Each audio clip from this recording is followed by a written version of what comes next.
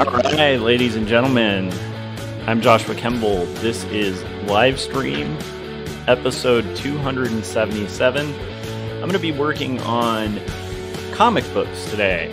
So I'm planning on working on roughs and finishing up the roughs that we started on the last Livestream for page 79 of Not Death But Love, the Strange Supernatural Story of Elizabeth Barrett Browning. As has been the theme, I'll probably be trying out a new beverage that I haven't tried out yet. This one is Bravery Brewing. It's a local one. I love it. It's Lancaster, California. Really good brewery. And this is called Desert Creature Jackrabbit Hazy IPA. So I plan on kind of working on this while also working on finishing up the roughs, which shouldn't take too long for page 79. And again, this is a late night stream, so, take it for what it is. But I ended up taking a nap, and so that's part of why I got home from where I work as a full-time art director, came home to work on comics, took a nap, waking up to work on comics again, go to sleep, and go to work. thus is life. Anyhow, so, what else? I should probably let you know who I am. So, I've been a graphic designer and illustrator for over 20 years. I am a cartoonist who works on... I'm a full-time art director, I should mention that. I've been doing that for like 8 years. And then when I'm not doing those things, I'm working on cartooning. Graphic novels like Jacob's Apartment and Two Stories are books that I've made, illustrated, and written. And I encourage you guys to check those out. And now, with enough talk and enough of this fun stuff, let's go ahead and get into the art stuff. All right? I tried to fade out the music this time. I'm still kind of getting better at the music. Okay, let's go to the art stream. So, this is what we started yesterday. This was our rough for page 79.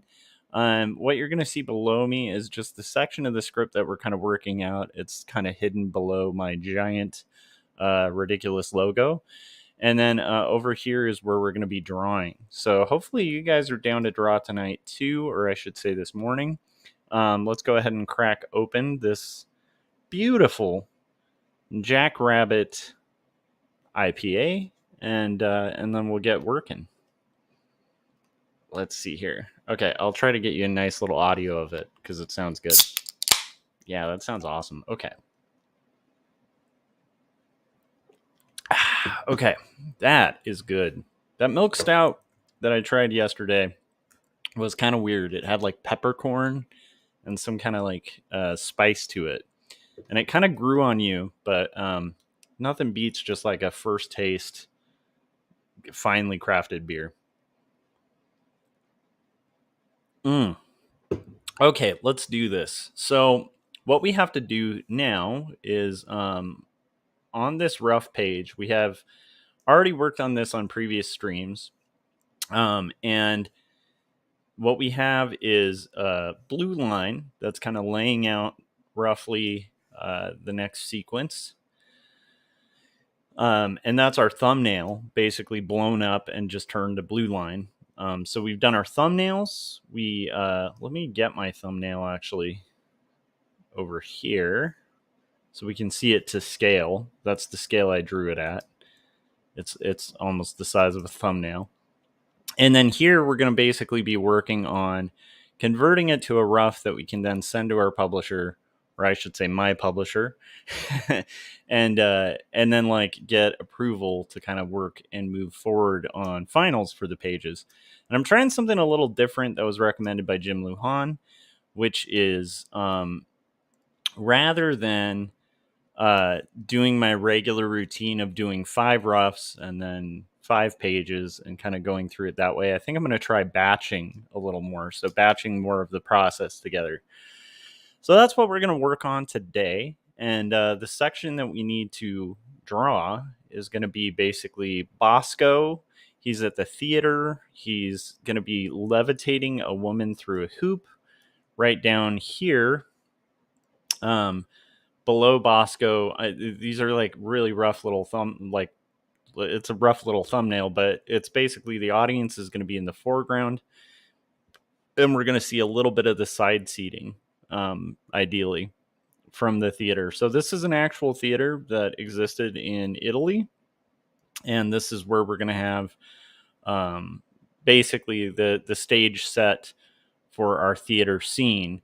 So the other thing I was going to mention too, let me see here. Oh, is that I did a vlog today that was about imagination and sort of experimentation in art. So I'd encourage you guys to check that out too whenever you have the time.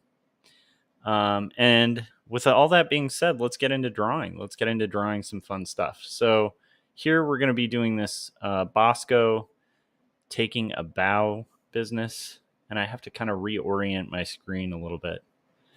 The other day, somebody mentioned that I should get 2 screens, and I kind of feel them on that. I have 2 screens at work. I have 2 monitors, and it is kind of a game changer to have 2 monitors. Most artists I know kind of work on 2 monitors. I do at my day job, and yet at home I'm still on one measly little monitor. Which to somebody who's like, maybe, again, like that could sound really entitled to a lot of people. Like, oh man, I only have one monitor. There's probably a lot of people out there who would kill for any monitor. So anyhow, how are you guys doing?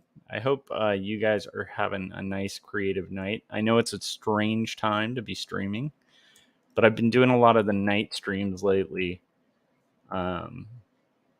And it's probably due to, like, my wife has been visiting family and hanging out with her mom in Utah. And so while that happens, my sleep schedule turns into what it was when I was a bachelor, which is kind of insanity.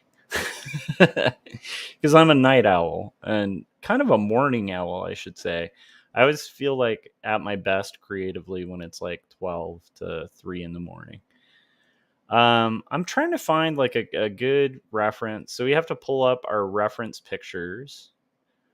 I would like to get that one of Bosco that we had before. I think this is it.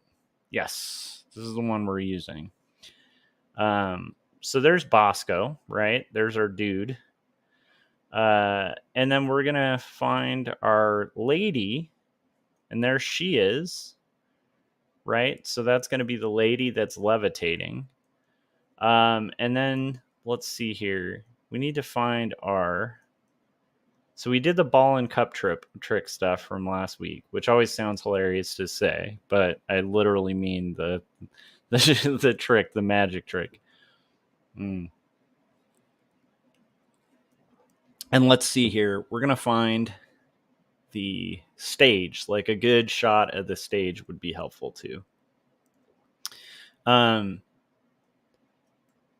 Yeah, I mean, today has been a pretty interesting day. I've been fairly tired for a lot of the day, which I know is not like the most exciting thing to hear.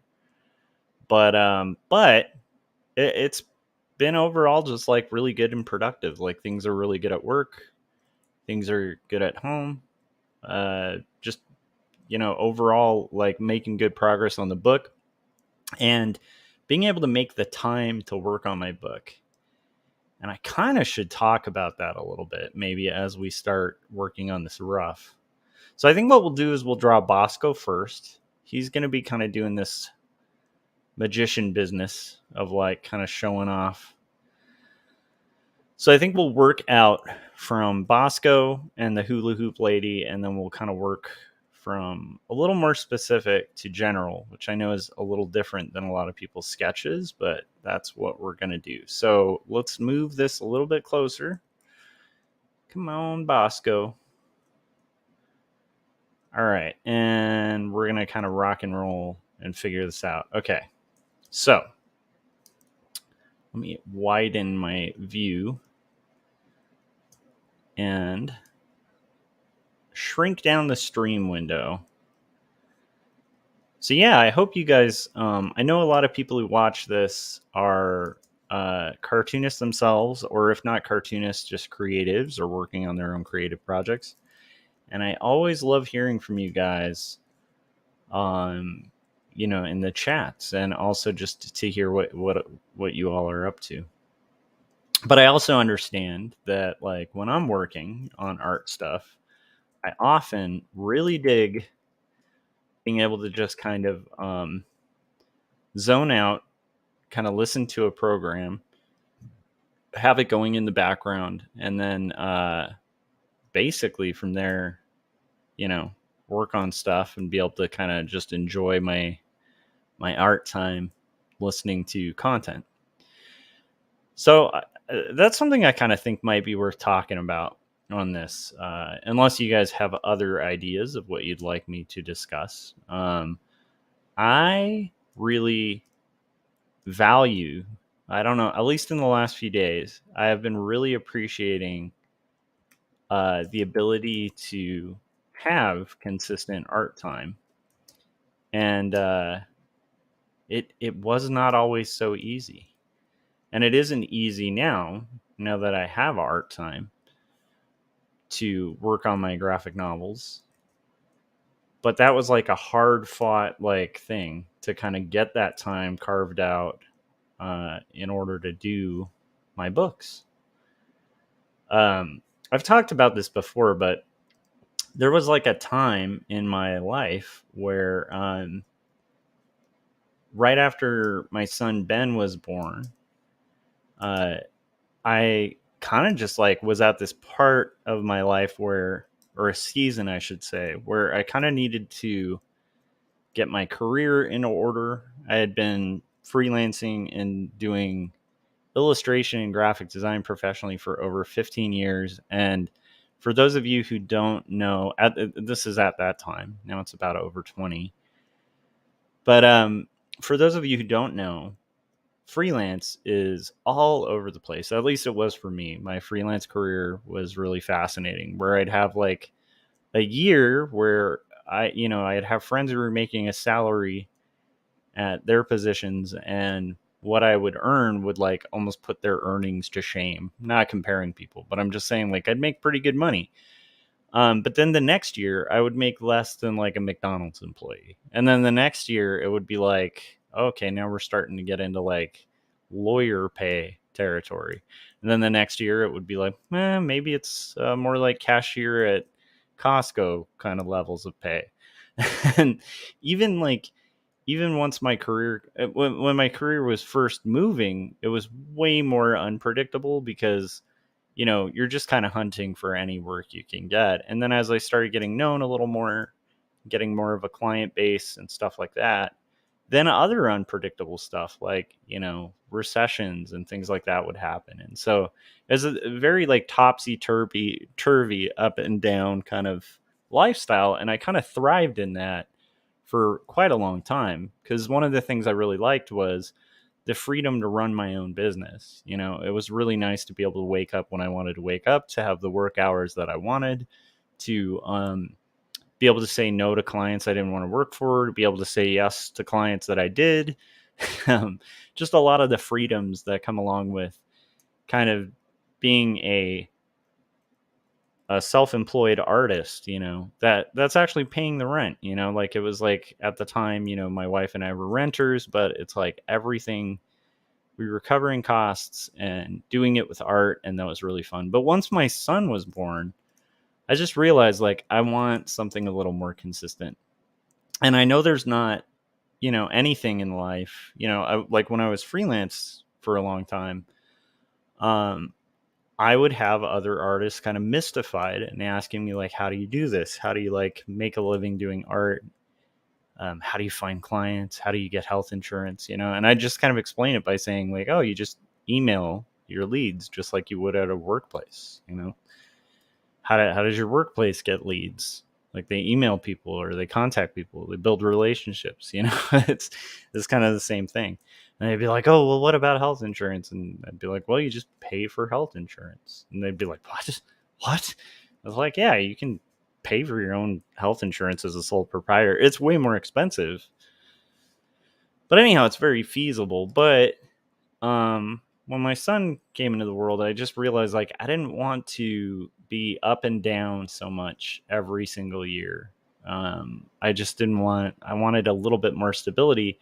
And I was also at this weird point in my art career where I found that I didn't have a lot of time to work on my graphic novels because I was so busy hustling and working on work. And because of the whole feast and famine nature of, illustration, I found myself, I don't really like this Bosco yet. I feel like I've missed his nose. He has kind of more of a, there we go. His nose is kind of more forward. And let's see. It's definitely more kind of hooked. What else? What else are we missing here? Okay, and his head is definitely more kind of squared. So anyhow, because of the nature of what I was doing, and because of the nature of the market, I found myself constantly working on paid work for clients. And I had a really difficult time turning down clients because, I had like, again, like I said, it can be really up and down with freelance. And so, and when you're kind of the breadwinner for your family, it's like you really need to ensure that you're going to be able to pay all the bills because like at the end of the day there's no one else to do it. And so that would put me in a position where I never felt comfortable like turning down work, which meant that I never had time to work on my books or my comics. And so what I found was, initially what drew me to freelance and working for myself was the idea that I could just kind of work on my own comics, and that would be so cool. And what I found instead was that I was working on paid work, and by paid work, obviously comics pay, but I'm talking about paid work you could like sustain yourself on. And I didn't really make any time to work on graphic novels, and so I found myself like a decade in being like, wow, I've been trying to work on graphic novels, and everything just gets shifted to like the next day and the next day, and I don't really have these times where I can just show up daily to work on my books. And so weirdly enough, I ended up kind of going the reverse of a lot of people's paths, where they'll start out kind of in-house corporate working for, the man or something like that, and then they'll kind of branch out and start their own thing. I actually kind of went the opposite. He's a lot wider than this too, so we're gonna have to kind of rework a bit of this. I want him to have broader shoulders too. Anyhow, I shouldn't be too nitpicky because this is just a rough.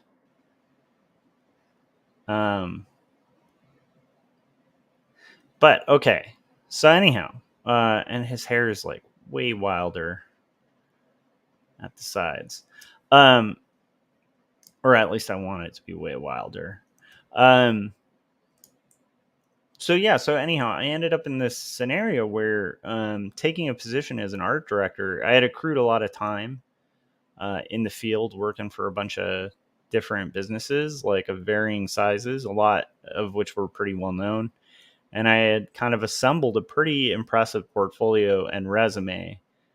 And so I went and got the art director gig. But another reason that I really wanted an art director gig, other than just like some stability for my son, and I know stability is slightly an illusion in a workplace, because there is no full stability,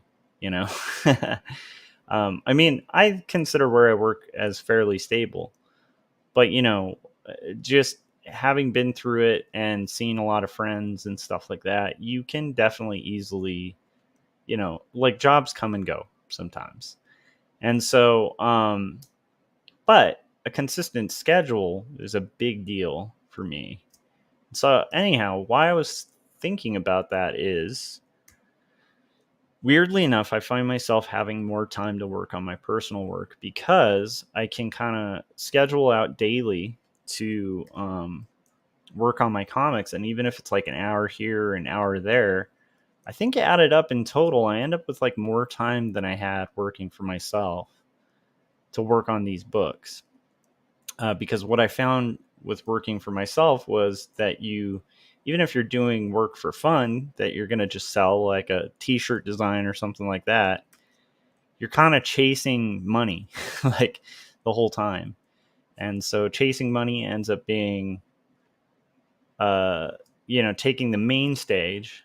And what I found, at least for me, was even the stuff I enjoyed that I was doing, for myself, for my own ideas that were generating revenue, even those things were pulling away from graphic novels and the kind of comics that I wanted to make. So, all of this is being brought up to say that I do not think it is a small deal that I am able to make some time to kind of work on these things. I think his legs need to be kind of more. Yeah, I'm not liking that pose. I also feel like I'm drawing a little too tight here. Okay. Um anyhow, my point is I actually really appreciate having time. Like having the time to block out time. And what's weird is, and this is going to sound kind of strange, but I don't actually have a lot of time. What I do have is a schedule that's slightly predictable. Like, I get off work around the same time almost every day. And sometimes I have to do overtime, but even then, my schedule isn't um, entirely unpredictable. Like, with my day job, like there are work hours and then I clock out.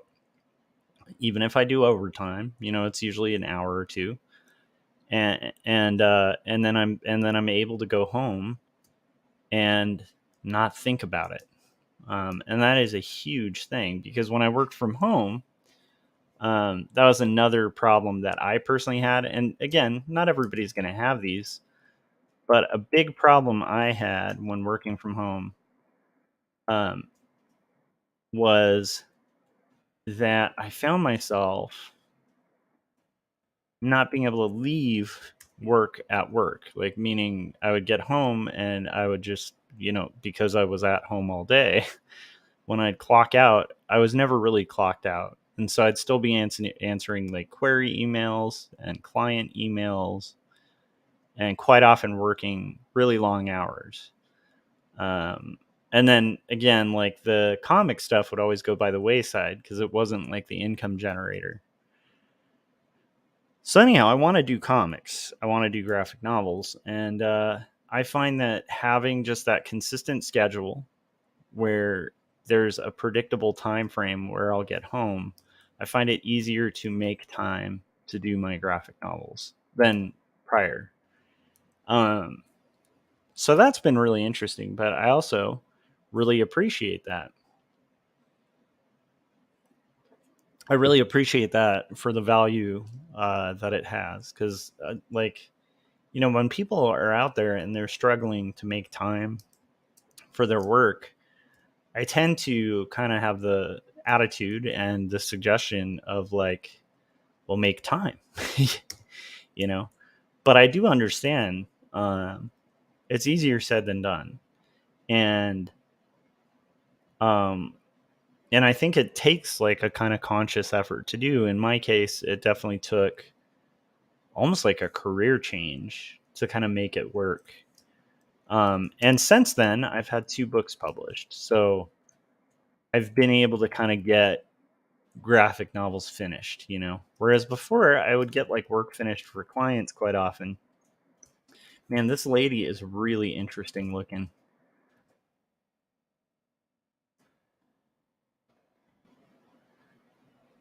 Let's see.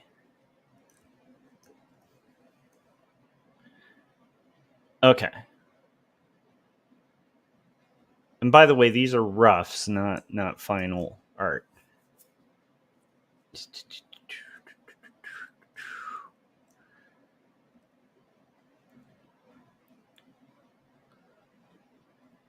All right, so I can kind of get a good view of her. Sure, we'll place. So anyhow, like that's something I really very much appreciate, you know? It's it's a nice thing to be able to have a slightly predictable schedule. Like hours that you work and hours that you're home. Like coming from somebody who was self-employed for a while, that was something that I just didn't quite have. It was always work.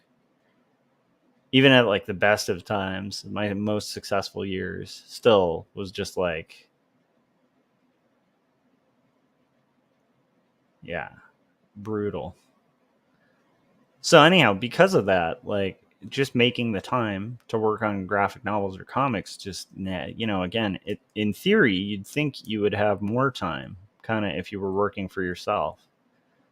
But at least for me in practice, that theory just fell apart. Where I was like, I am never gonna get these things done. This lady has the weirdest hair thing. Her hair is interesting and kind of hard to figure out. It's like kind of bunched up top, and it's like clipped by like a hair clip, it looks like, but that's a strange hairstyle. Anyhow, so trying to figure out if I want her arms kind of out.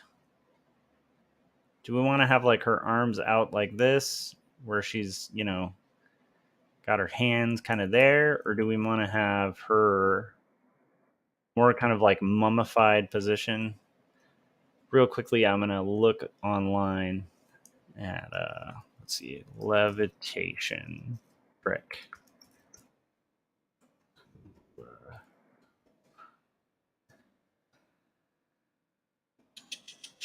I think generally they have their arms to the side because I think that's also part of the concealment. Yeah, exactly. Okay, good.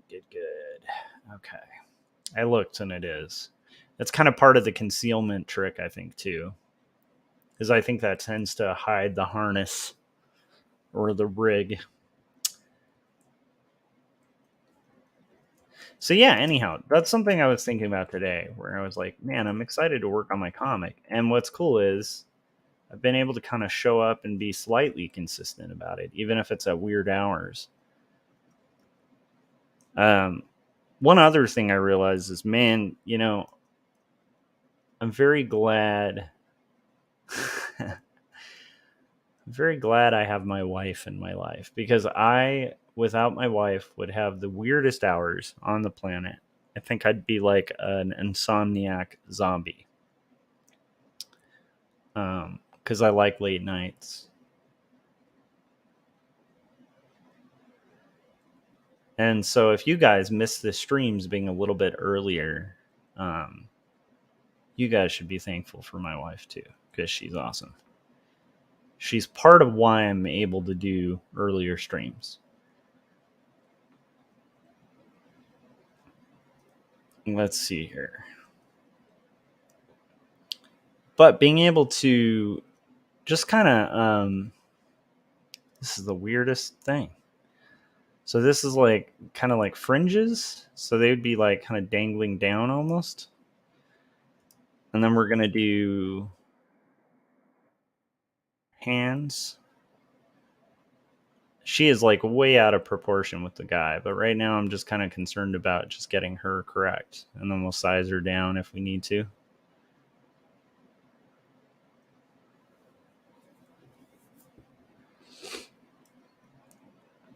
And there's her kind of stiff, rigid, look at me, I'm floating. And then she's going to have her dress kind of to the side, but I think that's enough to go back from being tilted here. Do.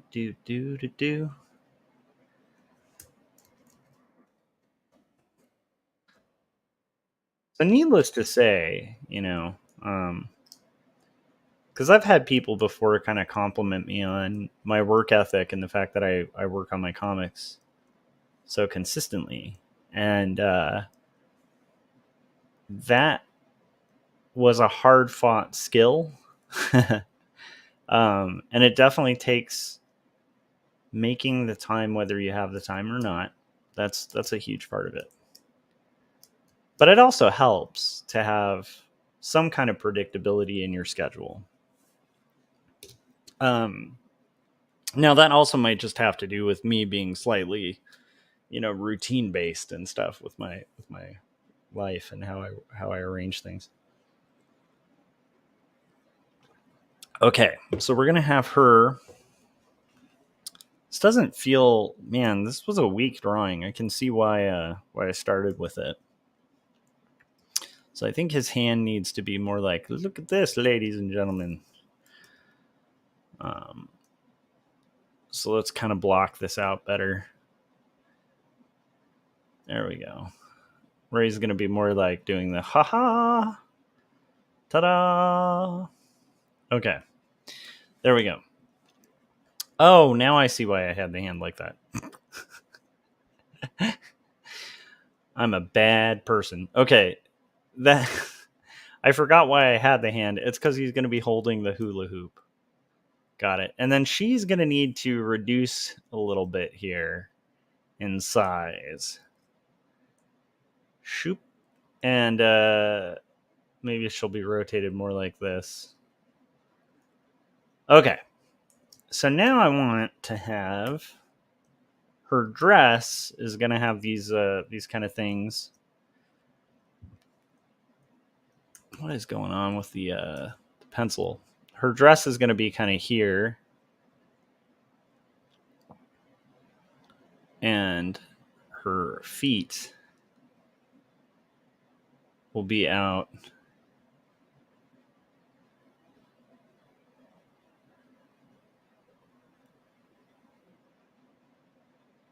Kind of like here, right?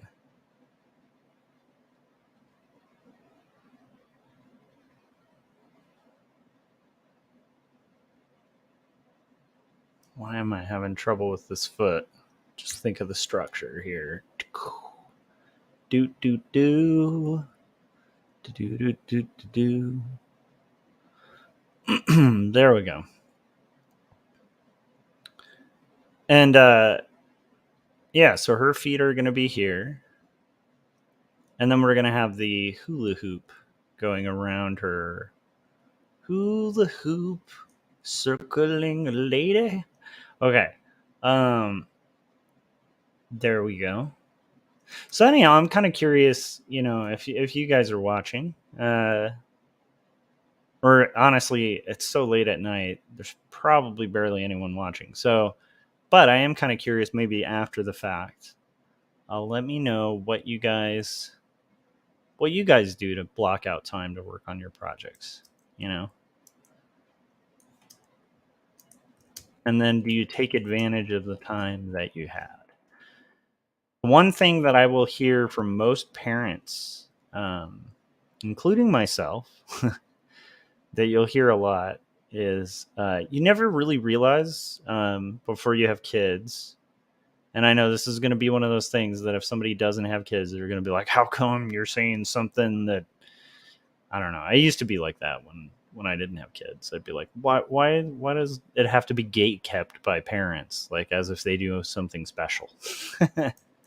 But one thing that becomes abundantly clear when you're in that scenario of having a kid is how much time you did have before having a kid. Where it is kind of shocking how you'll feel like, oh man, I have no time. And then it turns out you actually had all the time in the world.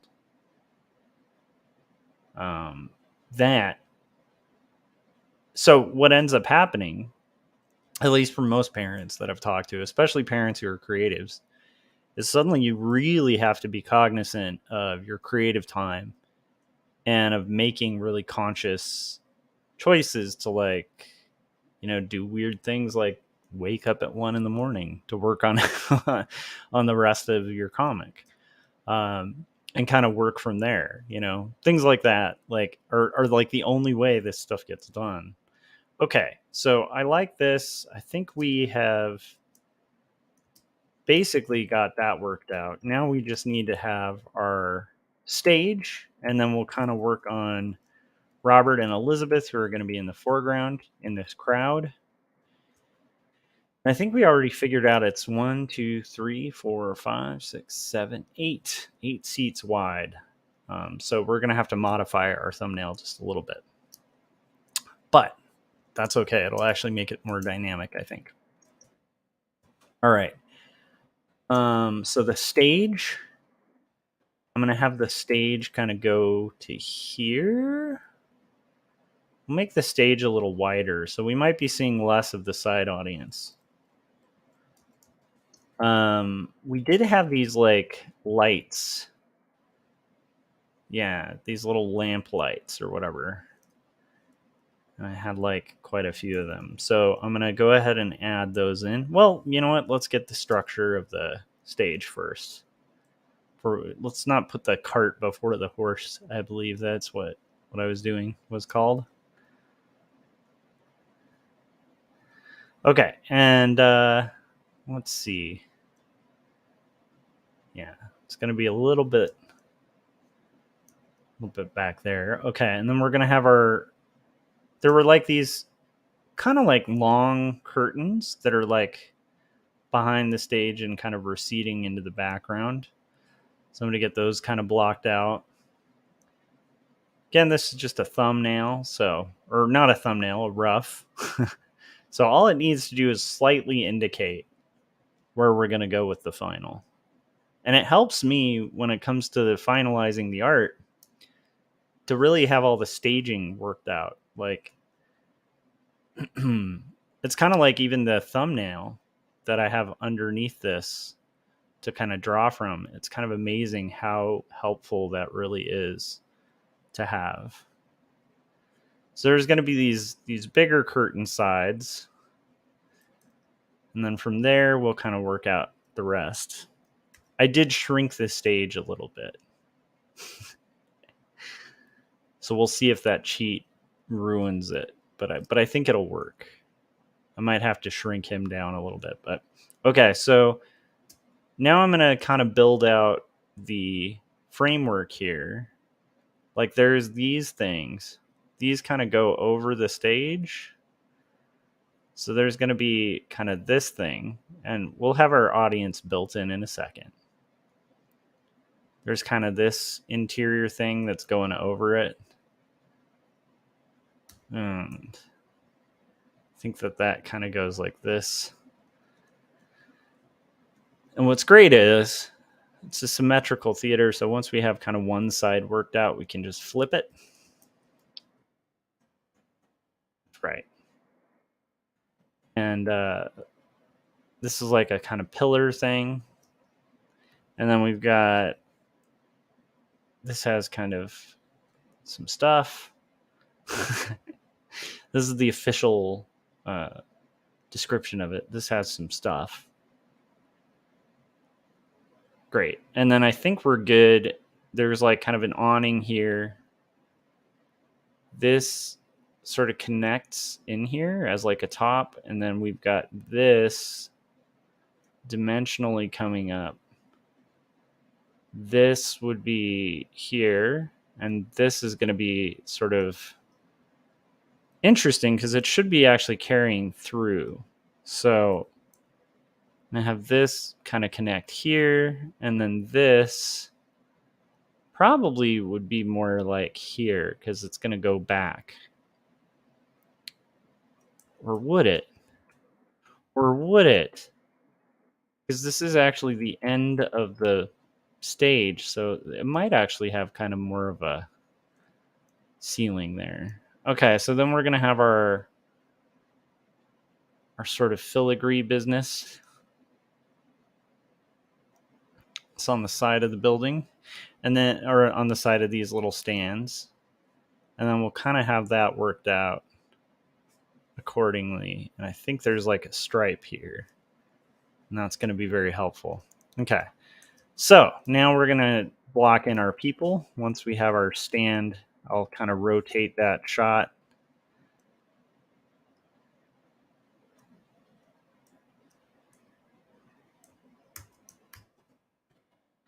And we'll just sort of work this out. To over here. And then do we want this to all be centered or not? If I center it and shrink it down, actually, that might be a good thing. So let's go ahead and take off. I think we've got all we needed to see from the theater for the sake of the rough. So we can take that off. I think we can turn off the thumbnail too. And I think what I'll do is merge down. And we'll kind of resize this a little bit. Oh, did I not merge that down? Okay. It should work. Okay. And we'll rescale this out a little bit.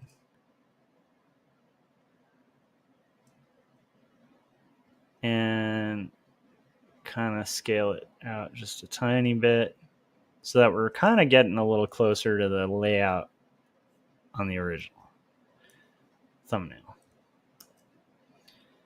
Okay, so what do we have so far here? If I turn the blue lines off, making pretty good progress on our little thumbnail. We're rough. Those are definitely very tiny chairs.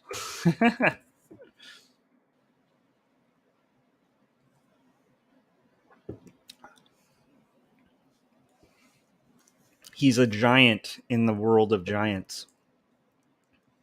Okay. That's going to bug me a little bit. Let's at least correct that. Just a tiny bit. Again, these are roughs, but, you know, there's some stuff that I can't let pass. That's one of them.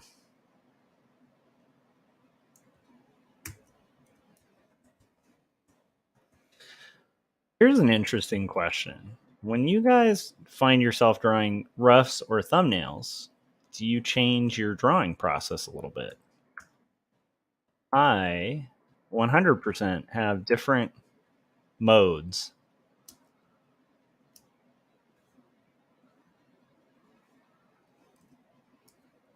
All right. So there we go. We'll have the background go a little further back. So it's a little more believable. Okay. Save. We're at 45 minutes, so maybe we can finish the line art here. I kind of think stretching these characters out a little bit would not be bad. So this is going to be Elizabeth. I sort of remember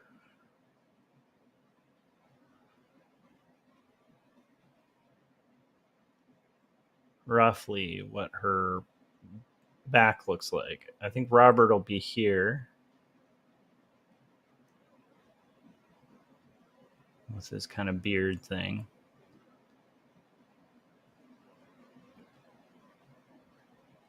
And this will be Robert's back. Elizabeth's wearing her kind of outfit that does one of those. And now we'll just kind of carry it through. So one thing that might be helpful here is to have our seating. In this case, these will be seats that you can kind of see a little bit before.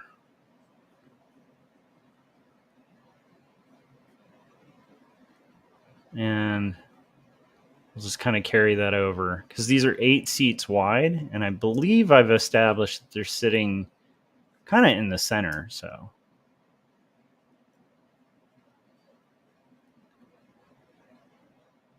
So that's great because that buys us a little more wiggle room. The auditorium seats. And here we'll have let's have another Victorian gentleman. But maybe this guy has more of a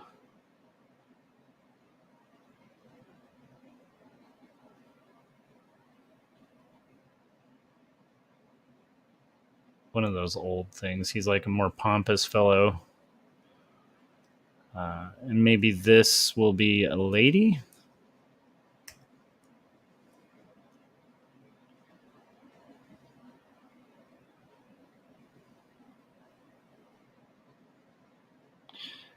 And she'll have like one of those kind of frilly things going on. And she'll be here. This can kind of work to our favor here. Then we can add those light things. We had like these little oil lamp kind of things here.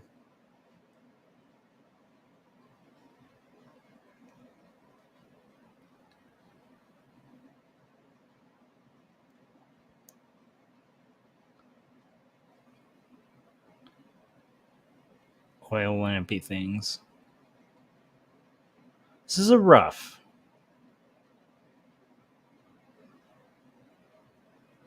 Okay. So there's our oil lamps. Our kind of figures that are sitting. We'll have here be a gentleman. Let's see. Yeah, I don't think men wore hats at the time.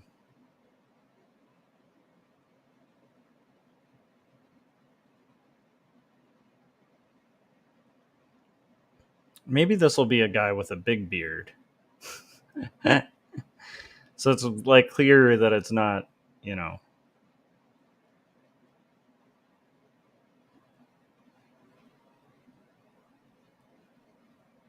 Okay. There's a much more bearded man. And then we have right here.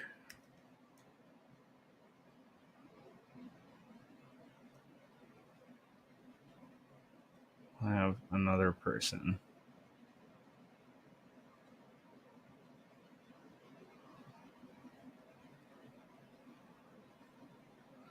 Okay. Now we just need to fill in the audience, and then we have our rough done.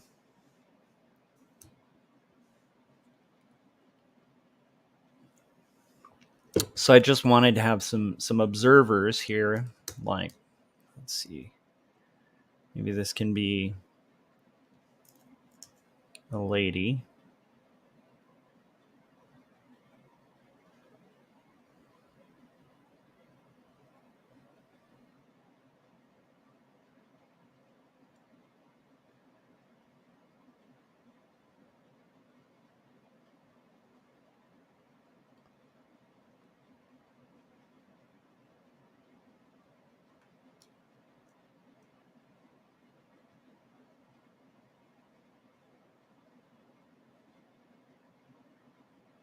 This will be like a lady here.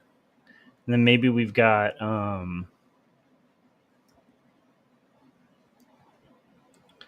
man here just stunned.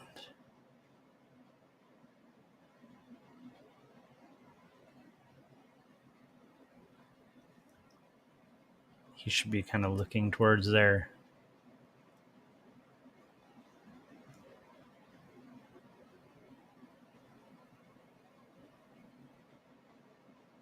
And I think this gentleman will be wearing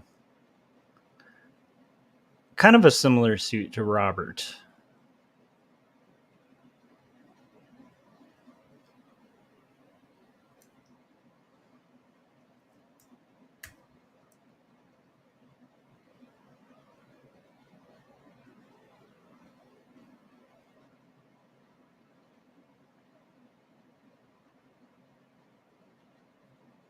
Okay, there we go. I think he'd be looking a little more to the side, actually.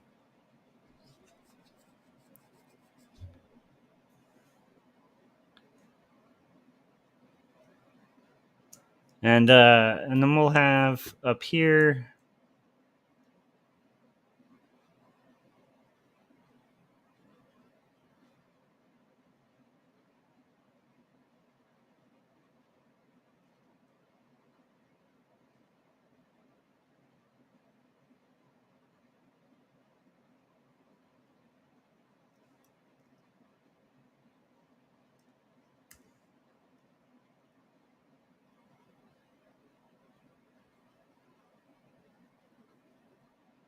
Kind of weightier gentleman. And maybe this will be somebody. Okay. Roughs, guys, roughs.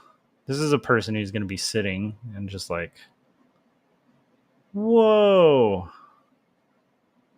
Maybe this will be kind of frilly haired person. And similarly, this is going to be like, I think this person's going to be pointing.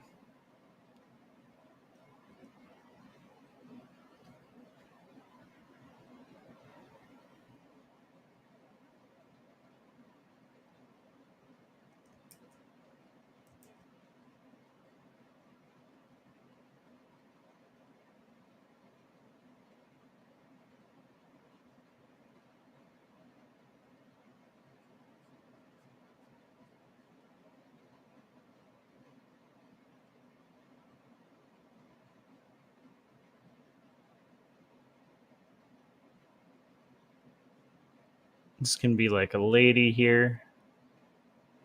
He's like, I know. And he's like, can you believe that? Okay. And he's going to be kind of here. And their seats will be back here. Ladies and gentlemen, we have finished a panel of roughs. The one thing I don't think, you know what? Maybe we didn't finish because I think we need to also add some heads just to give it a little more depth of field because you're not really going to see in a theater like this. You're actually not going to be seeing the seats quite as easily. So here we'll just add in a little more kind of heads, I guess. So this can be like somebody's hair. This will be more of a maybe this will be another kind of head.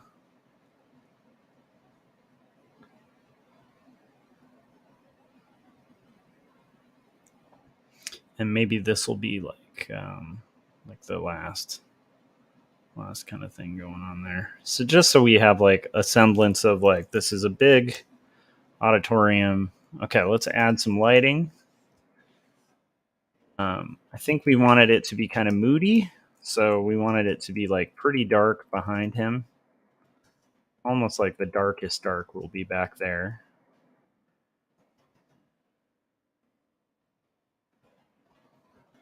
And again, this is just a quick blocking in of value for the publisher and for me. So they can kind of establish and ascertain what the lighting is in the room. We're going to have our things there. That's going to kind of radiate out a little bit.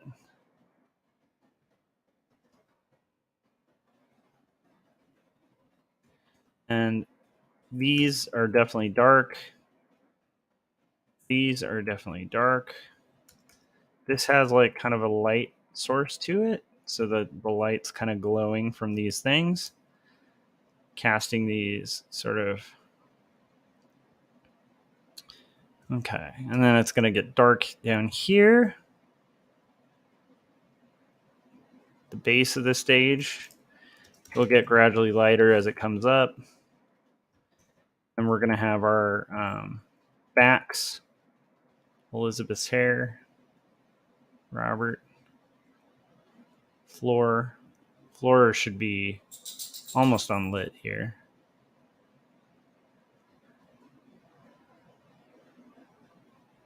And our people just have little side lights. Again, as it gets darker and closer to the floor, it's going to be unlit. Okay, and we'll just kind of block in some of this stuff. It should be pretty dark behind them. They'll just have like more generic lighting. Again, this can be kind of like these figures back here. And voila. And let's see, we're almost there.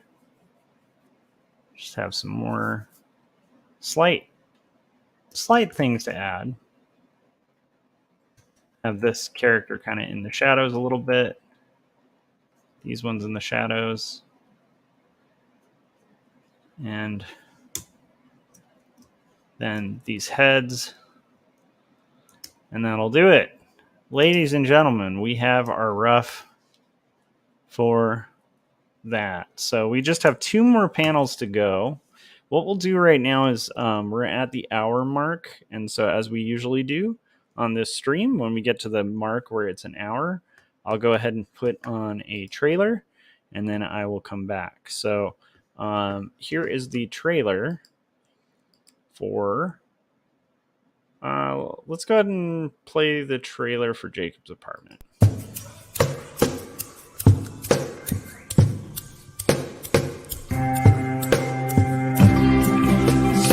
Clearly it seems that only in dreams can we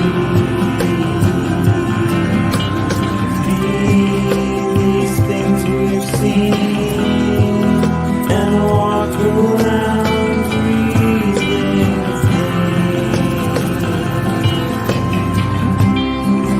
I don't know the part to play in this heart of mine.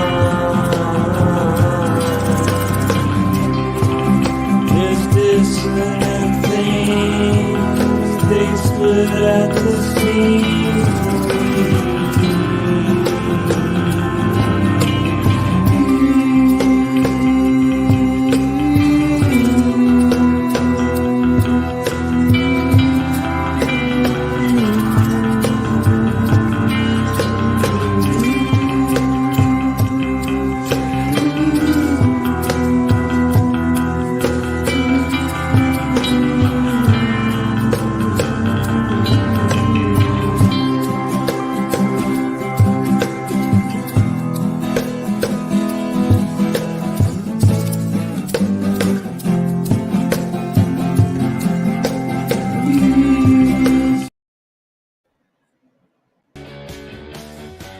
All right, welcome back to my live stream.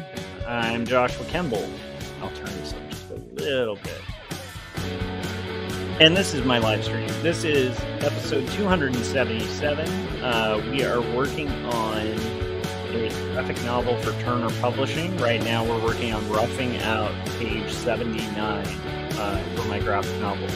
And just so you guys know where we're at on this book, Not Death But Love, Strange Supernatural Story of Elizabeth Barrett Browning, we have, let's see, for finals, I'm looking at the files as we speak, and we have 76 finished pages.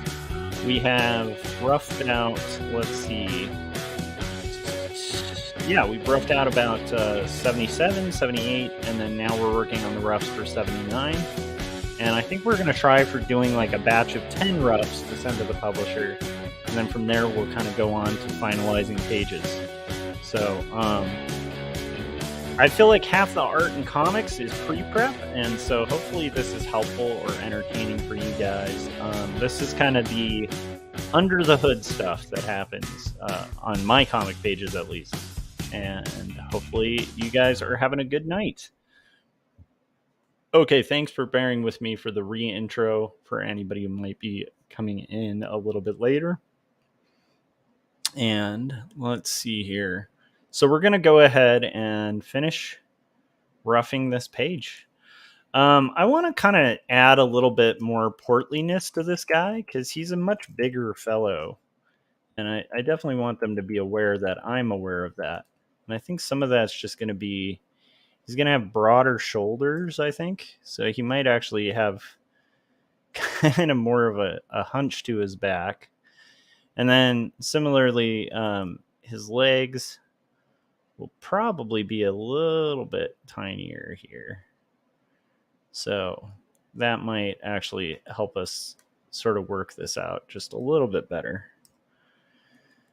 All right. I think that'll give us a rough idea. And also he's supposed to be wearing a cape. I can't believe I forgot his cape. So he's wearing a cape. And that cape should be obvious as well. So maybe the cape will go here, like over his shoulder a little bit. And then we'll have that kind of cape business going on here. I just don't want to overwork the ruff to where it's like unintelligible. But he is supposed to have a cape, so we have to kind of work in the cape. Another reason why it's great to do roughs before you do finals. Because now when it goes to like finalizing this, I won't forget that cape. I'll remember forgetting it before. Does that read as a cape? Yeah, it kind of does. Why is his legs like just obnoxiously out of proportion here? Okay. There we go. Voila. Okay. So we've got that kind of worked out as a rough.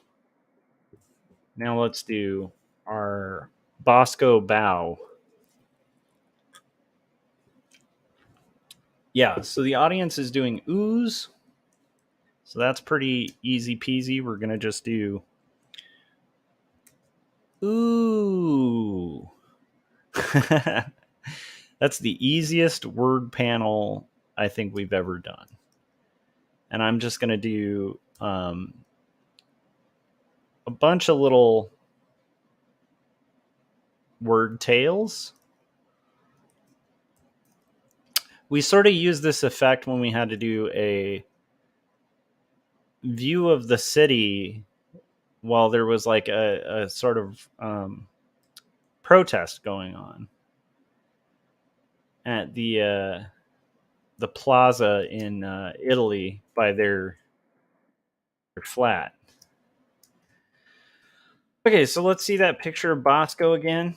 Do do do do do do do do do. Okay, here is Bosco, and let's just imagine Bosco kind of doing his thing here. Okay. I do want to see something real quick. Did I put anything on this level? I don't think I did. That's good. Okay, I can turn the visibility off. Okay, and then we have our Bosco. Where was it? We just had it. There it is. So we've got our Bosco here. And here, luckily, he's at the edge of the stage. And we're going to do this almost silhouetted. So I think we should be good to go. And, okay. Here I'm going to have him...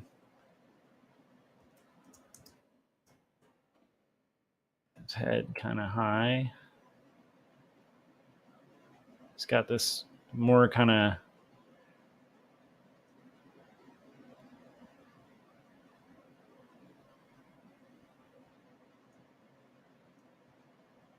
interesting face. We'll get the wacky hair. I want to exaggerate his hair. Head's back. He's wearing a cape, so we'll do that too. His arm is going to be here. Chest is up. Arm is here.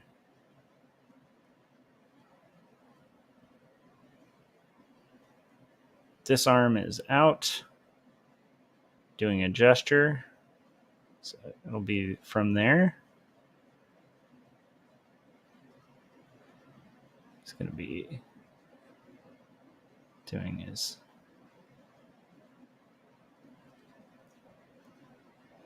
posture back.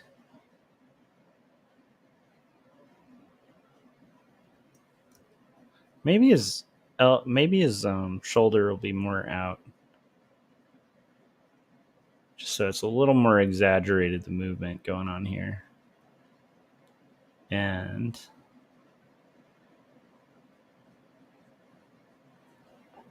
here he's going to have his gut showing a little bit. He's going to have his posture back.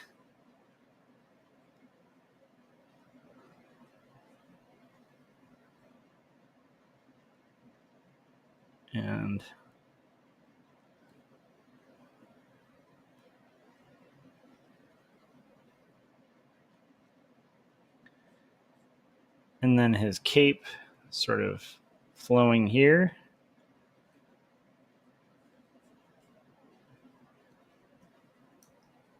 His legs should actually be almost like we don't see that. Maybe we just see a little bit of his foot here. Okay, and then we're going to see the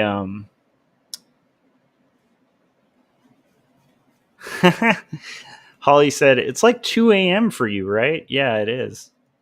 It's 1:30, and we're finishing up these thumbnails.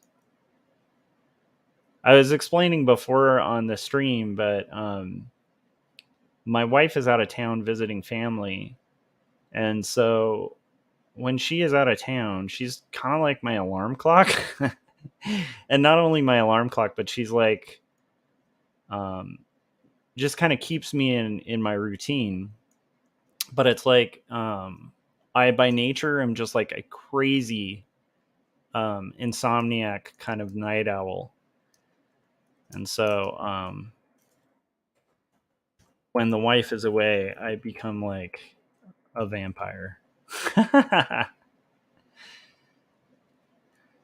Holly said, wife is gone, time to party. Not quite. It's not quite that fun.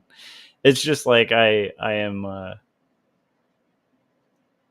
I'm just like a helpless insomniac. And she's pretty good at keeping me healthy. She keeps me balanced. But yes, when she's away, I'm back to like weird bachelor Josh and my crazy night owl hours.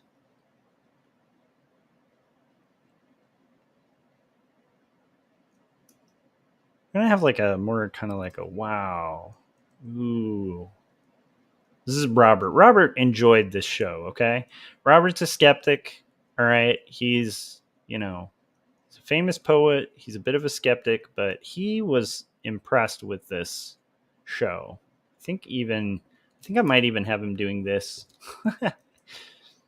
So he's going to have his like kind of arms here, like, wow. And then we're going to have Elizabeth here. Elizabeth's in heaven because she's not a skeptic.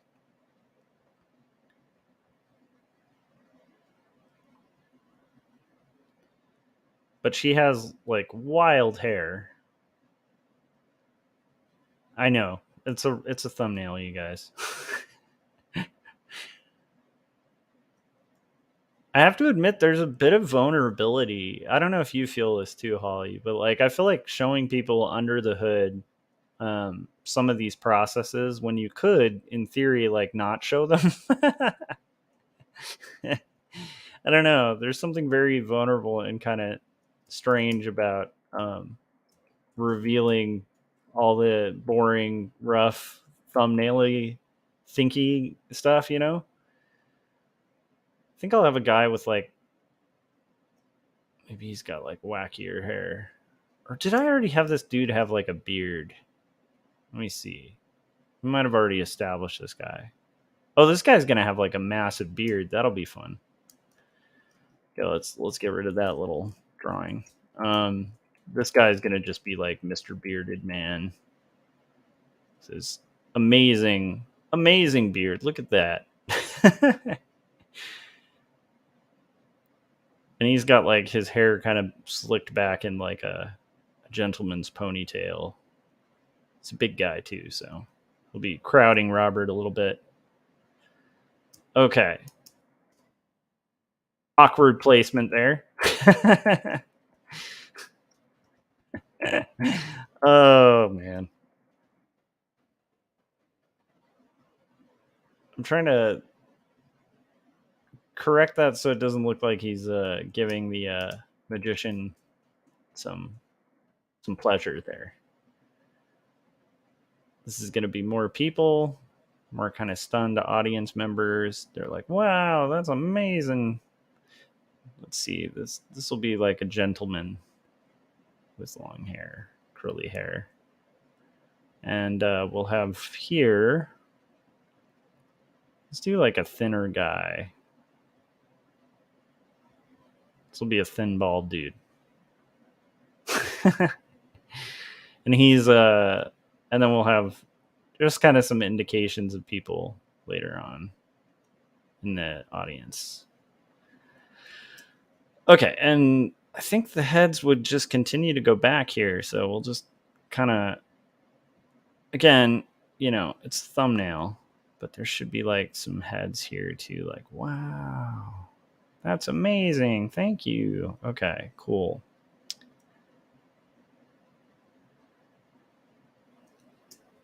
And let's see here. We've got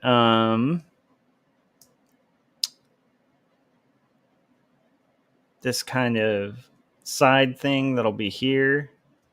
And we'll still see a little bit of the theater here. I think these go, yep, these go to like the sides. So we'll still kind of have these columns.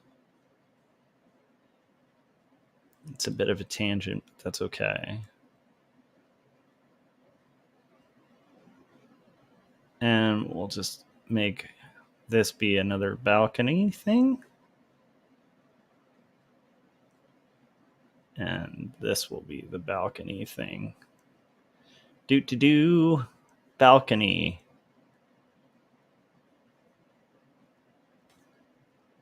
So how are you guys doing? What are you guys working on? I'm always kind of curious to hear. How are your comics or projects going? Holly, what time is it for you? It's got to be like pretty early for you too. Or am I crazy? I feel like we're not that off on time. So I feel like for me it's like 1:30. I think for you it's got to be like what, like 3? Let's see here. Okay. And this will be an audience. It's 3:36. Oh my goodness. Wow. So you're a night owl too. Yeah, I feel like there's something like addictively creative about this time of day or time of night. Like if I had like when I used to work from home, my like waking hours were like I would wake up at like 3 p.m. or 4, I go to bed at like, yeah, actually there were times where I'd go to bed at like 11 and then I'd wake up at like 8 and then work till 11 a.m. the next day. My schedule was just chaos, you guys. Chaos. And again, that chaos kind of comes out. Let's throw in, just for the heck of it, because this is just a thumbnail, I'm going to just kind of throw in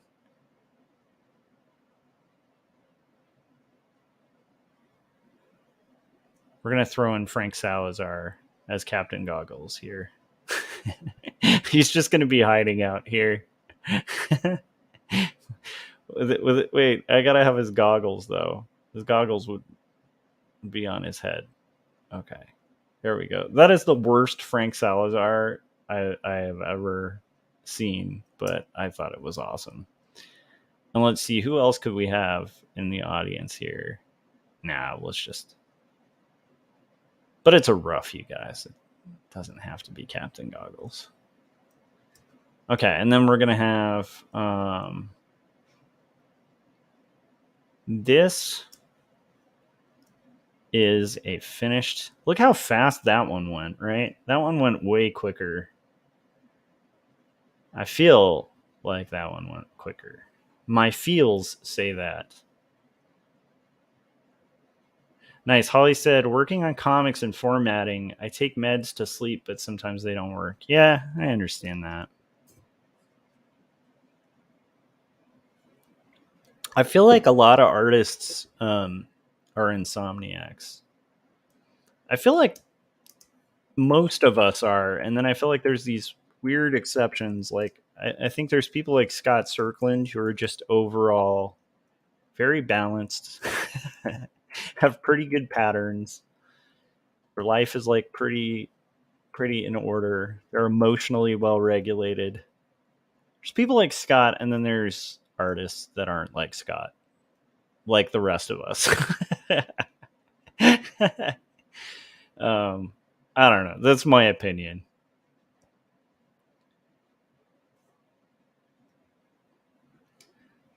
Adam said, "Hey everybody," and then Holly said, "Lack of sleep creates creative psychosis. You should get some sleep then." What is creative psychosis? Now I'm curious. Is that where you go like overboard and go too hard or something? I can empathize. How are you doing, Adam? How's Walla treating you?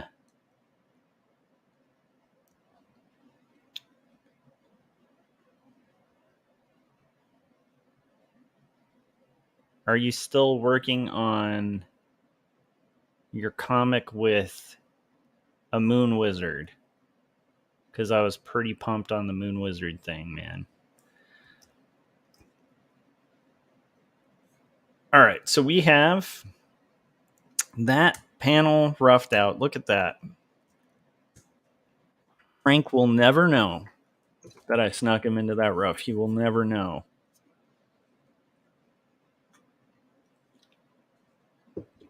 That wasn't like the best Frank Salazar anyway. So Adam said, things are all right. I've been having some mental exhaustion. Yeah, I understand that. I was kind of there on Friday actually. And so I'm kind of glad I opted to shockingly not work on Saturday. I just kind of caught up on sleep on Saturday. And then on Sunday, I just kind of chilled and took it easy and caught up on just like life stuff, like chores and all that kind of stuff.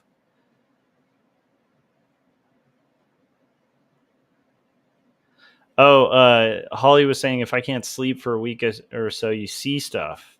I thought this was normal till 27. Yeah. I don't know. Lack of sleep does weird things, though. I gotta say. Um, I think part of why it's like so tough to have a kid is like those first like, anytime you see somebody who's had like a kid, those first like 3 or 4 months, just realize like when you're talking to somebody with a kid who's like in their first 3 months of their life, understand you're talking to somebody who's had complete sleep deprivation, and so you're talking to somebody who's not fully there. um, but that does sound really intense. All right, we're finishing this Jackrabbit IPA, and we're getting into the bow. So what's great about this is I can kind of recycle a lot of this earlier panel, and then we can kind of get into knocking out this rough. Adam said, I've never went a week without sleep. Wow. I'm a bit of an insomniac, so I definitely have had times in my 20s. I definitely had close to a week without sleep, which is pretty insane to think back on. Now, I don't think I could. I think I would. I don't think I could last.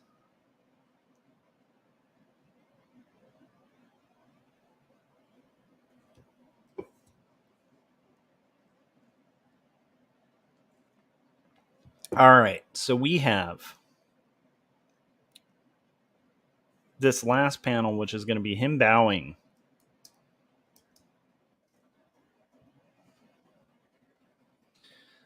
We'll just kind of draw that over here.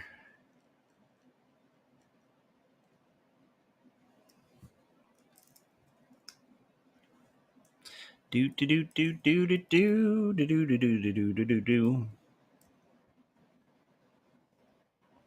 I kind of liked my gesture here too, but unfortunately, I've drawn him quite a bit bigger, so I can't pull too much from that. But I like that pose.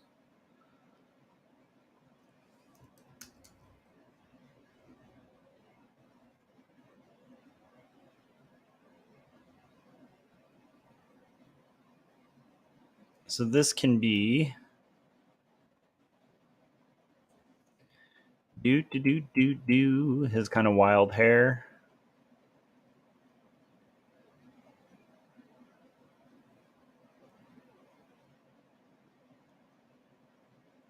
Which kind of goes back a little bit. And then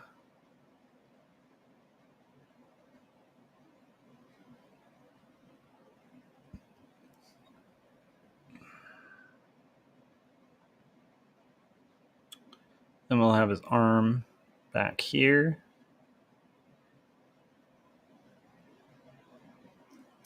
His arm will actually be more down.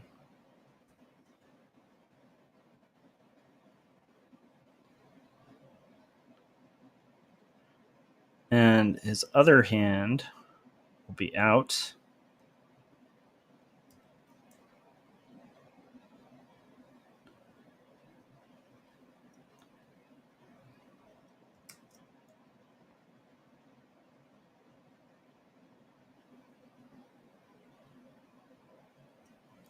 And this will be adjusted.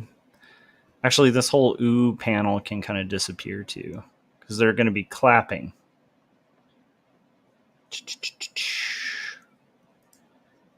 And okay. And we have his cape. So really, we're just going to see mostly a lot of his cape at this point,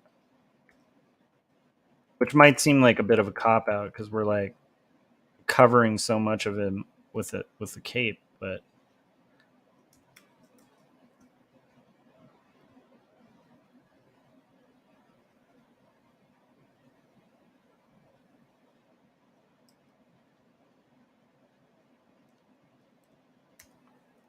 da, da, da, da.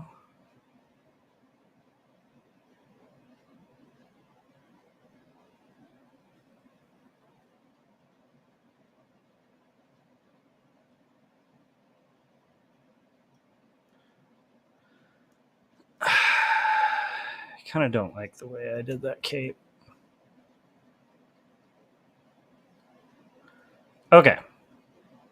So he's going to be bowing here.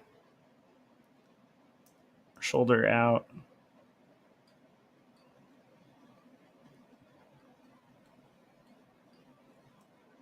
Okay, and now we're going to do Robert is clapping, so we're going to see some clapping hands.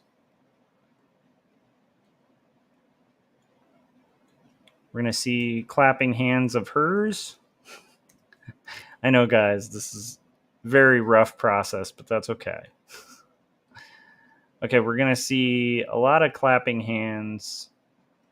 Clapping hands. Clapping hands of these people. Everybody's clapping their hands, including Frank Salazar up there, who will never know that I drew him into my roughs.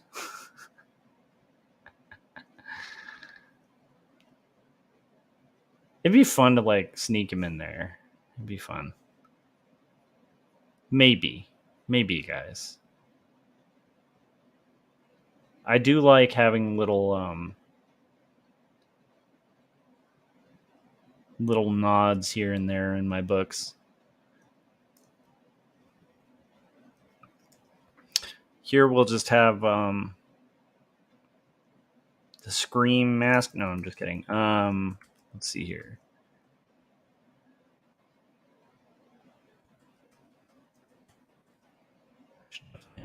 clapping again. They're just, maybe this person's so ecstatic, they're just like, wow, I can't believe it. I cannot believe it, sir. I'm so stunned by this, righto, pip pip. They'll have like kind of wacky hair. Okay, and then that hand's not going to be there. We'll go ahead and complete out this thing. And we'll complete this out too.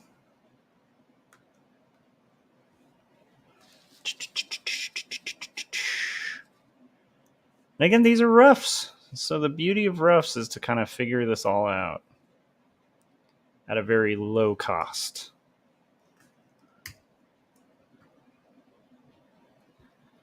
Okay, and we'll have this. Are the panels having filigree borders? I don't know if I'm just reading the thumbnail like that or not. Yes, so let me pull one of the finished pages up so you can check it out. So you can see how the actual panels are going to look. Hold on a sec. Grab a final page.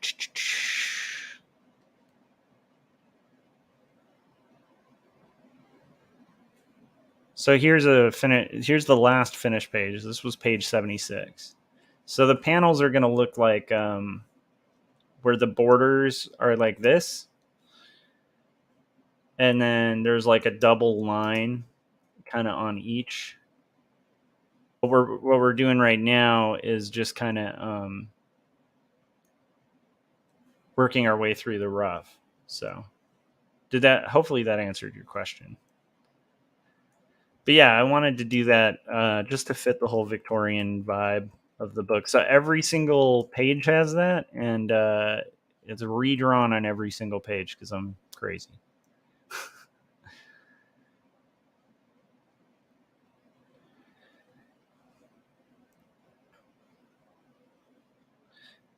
Holly said that's cool. Thanks. Yeah, I liked it. I think it works really well. Let me see if I can find like a really cool page. There was one where they're at the park. That might have been my favorite page so far. But again, I'm like 76 pages into this, so it's hard to at this point think of where the locations are. I think they're coming up. I think the park scene comes up pretty soon here. You know what? I might have found it. I'm going to show you okay, I loved this page. This is when they go to England to visit the park, and it's like really cool when it's on display like that, where it's like, okay, so we have like we're using these like scrolls for like our kind of area, and then there's basically like filigree and stuff like that to kind of accommodate. So yeah, anyhow, I'm pretty happy with how this book's coming out. It's going to be cool. Going to be full of a lot of Victorian shenanigans. Like a Jane Austen novel mixed with Sherlock Holmes from the British Broadcasting System. That's how I kind of feel the vibe of this story is. So if you're into like period dramas or historical fiction or mystery and suspense or magic, then this book might be for you.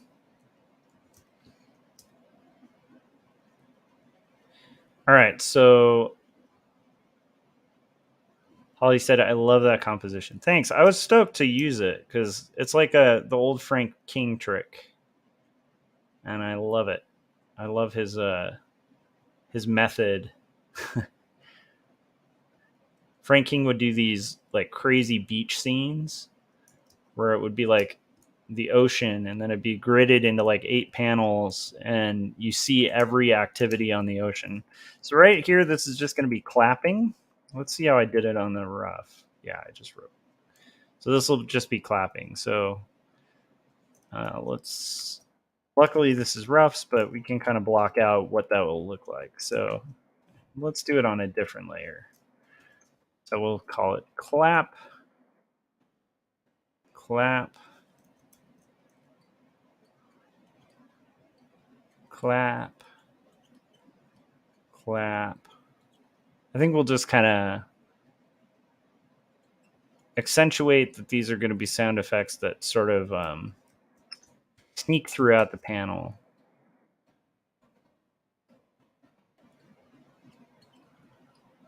Clap, clap, clap, the clapper, clap on. Do you guys remember the clap on, clap off commercials? It's funny, there's things like that that were just like common knowledge when I was a kid, and it's like, dude, I don't even know if kids, I don't know what the kids are up to these days. I don't know if they know what the clapper is. It was so embedded in pop culture. Okay, there we go, guys. We finished our rough. Adam said I was going to ask if that was Frank King inspired. Yes, it was. Yes, thank you. And then Adam said, I mostly remember the clapper from Wayne's World. As you should, sir. As you should. Holly justifiably pointed out that clap on thing always seemed waiting to go wrong. I agree. Like, it would just kind of take on its own, like, autonomous life.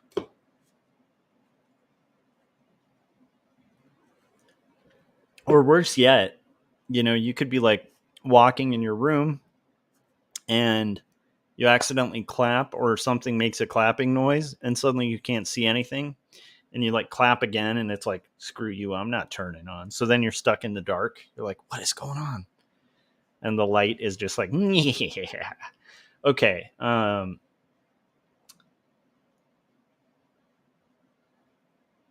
Nice. The infomercial that was embedded me was Zoo Books and Snuggies.